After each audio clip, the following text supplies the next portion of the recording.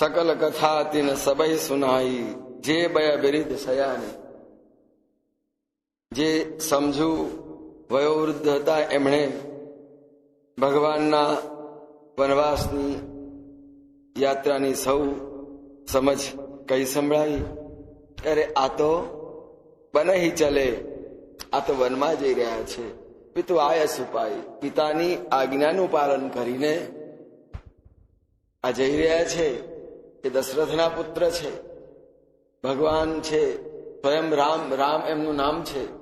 આમ અનેક સમસ્યાઓ અને જિજ્ઞાસાઓનું સમાધાન કરવા માટે પણ ત્યાં આગળ ઉભા છે. જે વયવિરુદ્ધ વયોવૃદ્ધ વયવિરુદ્ધ થયાને સમજોએ સૌની શંકાનું નિવારણ સમાધાન કર્યું. અને એ બધાને ખબર પડી, ઓહો હો, આટલા સુંદર આ રાજકુમારો, આ જેમની આટલી સરસ શોભા છે, એમને આવા પિતાએ વનવાસમાં મોકલી દીધા. સુનિકત સકલ કથા સુની સબિસાદ સકલ, બધાને પશ્ચાતાપ થયો. આ તો કઈ જંગલમાં મોકલવાને લે, બાવળીઓ હોય જંગલમાં રોપાય, પણ આંબાને કઈ, મોગરા કે ગુલાબને કઈ જંગલમાં થોડું રોપાતું. આવા સુંદર, આવા સરસ, અને એમને વનમાં ધકેલી દીધા. એ મા બાપ કેવા હશે? તે પિતમાત કહું સખી કૈસે, જીને પઢે બન બાલક ऐसे. આવા છોકરા જંગલમાં ધકેલી દેતા, એના મા બાપને જરાય નહીં થયું કઈ, કેવા હશે? તે પિતમાત કહું સખી કૈસે, યો લાગણી વશ વધારે હોય એટલે એ રીતની વાત કરે. જો તો ખરી અલી મા બાપ કેવા દયા વગરના હશે. જરાય એમને નહીં થયું હોય કે આવા છોકરા વનમાં ધકેલી દીધા. તો આમ સુની સબિસાદ સકલ પછીતા, બધા જ ખૂબ પશ્ચાતાપ કરવા લાગ્યા. અરે, રાજમહેલમાં રહેવાને લાયકનું આ સૌંદર્ય, આ શોભા, અને જંગલની અંદર એવી રીતે ધકેલી દીધા કે જ્યાં કોઈ જોઈ જ ના શકે. શોભા તો ક્યાં આગળ કામ નહીં હોય. મોર જંગલમાં ના તે શું કામ કરે? એની શોભાને કોઈ જોવે? અત્યારે બરાબર મોરના નૃત્યની ઋતુ છે, કળા છે, અને એમાં મોર જંગલની અંદર જ નાચ્યા કરે. કોને ખબર કે મોરનું નૃત્ય કેવું હોય છે? એમ આવા સુંદર ભગવાન એમને વનમાં ધકેલી દે. આવી સુંદરતાની લોકોને ક્યાં ખબર પડવાની? પછી થાય બધા જ જોઈ જોઈને પશ્ચાતાપ કરે છે. પ્રભુના દર્શન કરી કરીને એટલો બધો પશ્ચાતાપ કરે છે. સકલ પછી થાય, બધા, કોઈ બાકી નહીં. વયો વૃદ્ધ હોય, ગમે તે નાનું મોટું, દરેક પશ્ચાતાપ કરે છે. અરે, જેનામાં કઈ સમજવાની અક્કલ ના હોય એને પણ એમ થાય, અરે આ શું જોઈ રહ્યા છે?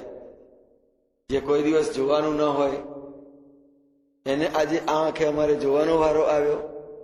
ગયડે ઘડપણ અમારે જોવાનો આવે. સાંભળીએ છીએ ને વાત કરી. એમ બધા જ ગ્રામવાસીઓ ભગવાનની સુંદરતાના દર્શન કરી, ઝાંખી કરી કરી એટલા બધા પસ્તાય છે, એટલા બધા પસ્તાય છે.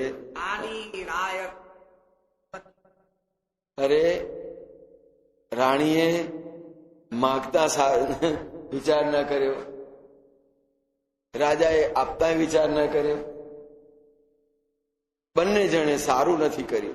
રાની રાય કિન્ન ભલ નાય, કૈકેયે સારું નથી કર્યું, માગ્યું તે, અને ભલે કૈકેયે માગ્યું પણ રાજાએ આપ્યું એ સારું તો નથી જ કર્યું. રાની રાય કિન્ન ભલ નાય. આવા છોકરાને વનવાસની અંદર ધકેલી દીધા. કેવા ક્રૂર હશે, કેવા પથ્થર હૃદયના હશે એ મા બાપ. ગામડાના માણસો, અને બિલકુલ સહજ ભાવથી ઘરમાં એક ભલે એક છોકરું હોય, ગમે તેવું હોય, ગાડું ઘેલું હોય, કઈ ખોડ ખાપણ વાળું હોય છતાં મા બાપ એની વધારે કાળજી રાખે. માતા પિતા પોતાનું ફરજન તરીકે એની કાળજી સંભાળ લે જ. એને બદલે આટલા સરસ મજાના છોકરા જેને પઢે બલ બાલક આવા સરસ મજાના સંતાનો એને વનમાં મોકલી દીધા. તે રાની રાય કિન્ન ભલ નાય, ભલે ગમે તેવા રાજા હોય કે રાણી હોય તેથી શું, પણ એમણે આ કાર્ય તો સારું કર્યું જ નથી, ખોટું જ છે. ખોટું એ ખોટું છે, એ સત્ય ક્યારે થઈ શકે? રામ જેવા લાયક પુત્રને, બધી રીતે યોગ્ય અને સુપાત્ર પુત્રને વનમાં ધકેલી દે, એ તો કઈ કોઈ પણ એની સમજ અને મહારાજની વિવશતા વનમાં મોકલી દેવાની, કે જેને કારણે વનવાસ થયો. ગ્રામવાસીઓ આ બધી ચર્ચા પરસ્પર કરતા હતા, પ્રભુના દર્શન કરતા હતા. તે સમયે એક નાનો તપસ્વી આવ્યો, બહુ નાનો. તુલસીદાસજીને એમ થયું મારા ગામની નજીક થઈને પ્રભુ પધારતા હોય, મારી પાદરે, ગામની પાદરે, રાજાપુર ગામ, અને એને ભલે ગામમાં ન પધાર્યા હોય પ્રભુ, પણ હું તો એ ગામનો છું ને, એટલે આજે જ રાજાપુરનો હું છું એમ નહીં, તે દાડે પણ હું હતો જ. અને તે વખતે કદાચ નામ મને ખબર નથી, પણ તુલસીજી પોતાની ઉપસ્થિતિ અહીંયા આગળ સ્પષ્ટ કરી કે જયારે ભગવાન વનવાસમાં પધાર્યા, મારા ગામને પાદરમાં થઈને નીકળતા હતા, તે વખતે હું ત્યાં જ હતો. તે અવસર એક તાપસ આવા.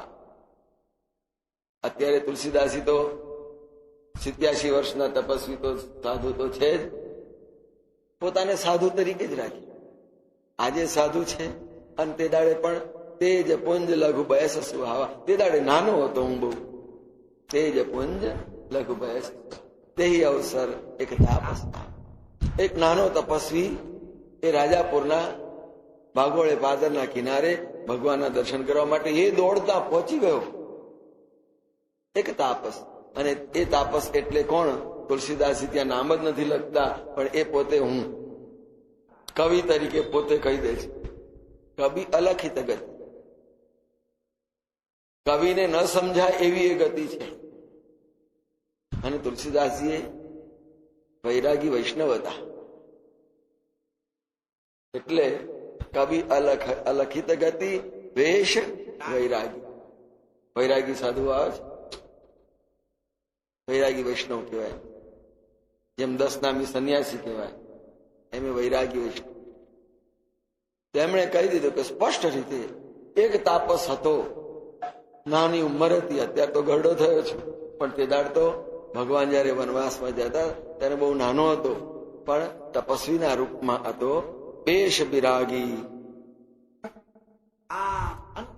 બસ ભગવાનની અનન્ય ભક્તિ, જેને પ્રપન્ન ભક્તિ કહેવાય, સંપૂર્ણ શરણાગત વાળી ભક્તિ, મન વચન અને કર્મથી એ તપસ્વી ભગવાનનો જ હતો, અને આજે પણ ભગવાનનો જ છે. મન કર્મ વચન રામ અનુરાગી, ભગવાનનો અનુરાગી હતો, આજે તો છે જ. તુલસીજી જયારે માનસ લખી રહ્યા છે કવિ તરીકે, એ વખતે પોતે સાધુ તરીકે છે જ. કવિ અલખિત ગતિ, એ તો સમજતો, પણ વેશ વૈરાગીનો ચોક્કસ હતો, આજે પણ. જો માણસ મનની અંદર સંકલ્પ કરે, દ્રઢ સંકલ્પ કરે, અને એટલી બધી સ્થિરતા અને ધીરતા હોય ને, તો એને ભવિષ્યમાં અને ભૂતકાળમાં જ્યાં પહોંચવું હોય ત્યાં પહોંચી શકે છે. મહાપુરુષો સિદ્ધોને માટે ખૂબ સ્પષ્ટ બતાવ્યું, દર્શન કરાવ્યું. અખંડ મંડલાકારમ વ્યાપ્તમ યેન તસ્મૈ શ્રી ગુરુવે નમઃ. કે સમસ્ત સમસ્ત સૃષ્ટિ એકલી નહીં, બ્રહ્માંડની અંદર, જળ ચેતનની અંદર એ વ્યાપ્ત છે, અને એની પૂરેપૂરી પ્રતીતિ એમણે કરેલી છે. એ સદગુરુને જો સદગુરુ ગુરુ તત્વ આટલું વ્યાપક હોય સમસ્ત બ્રહ્માંડની અંદર, તો અહીંયા આગળ તુલસીજી પણ પોતાની જાતને કે હું પણ તે વખતે હતો જ અને અત્યારે પણ છું. આત્મચેતના જયારે ભગવદ શરણ સ્વીકારે, ભગવત પ્રપત્તિ સ્વીકારી લે, ત્યારે એ પ્રભુની સાથે શાશ્વત બની જાય છે. તે વખતે પણ હતો અને આજે પણ હું વૈરાગી છું જ, વેશ વૈરાગી. પણ તે આજે તો ઘરડો છું, 87 વર્ષની ઉંમરનો. માનસની રચના કરીને તુલસીદાસજીએ ત્યારે 87 વર્ષની ઉંમર, 3 વર્ષ લાગ્યા હતા માનસની રચના કરતા. કાશીને 80 ગંગ કે તીર, કાશીનો 80 ઘાટ અને એને સામે કિનારે ગંગ. આજે પણ એટલી બધી વસ્તી નથી. ત્યાં જઈને એકાંતમાં ગંગાજીના કિનારે માનસની રચના કરેલી. અને એ આખી તપસ્યાના એમના વર્ષો વૃદ્ધાવસ્થાની અંદર 87 વર્ષમાં. અને ત્યાર પછીથી એમણે પોતાની વર્તમાન સ્થિતિને તો કહી દીધી કે હું વૃદ્ધ છું, કવિ છું. પણ જ્યારે ભગવાન બાંદા જિલ્લાના રાજાપુર ગામની પાદરે થઈને વિચર્યા, એમણે ત્યાંથી નીકળ્યા, ત્યારે હું ત્યાં હતો જ. તેજ પુંજ લઘુ બયસ સુહાવા, તેહી અવસર એક તાપસ આવા. એ તપસ્વી પણ ત્યાં આવી પહોંચ્યો.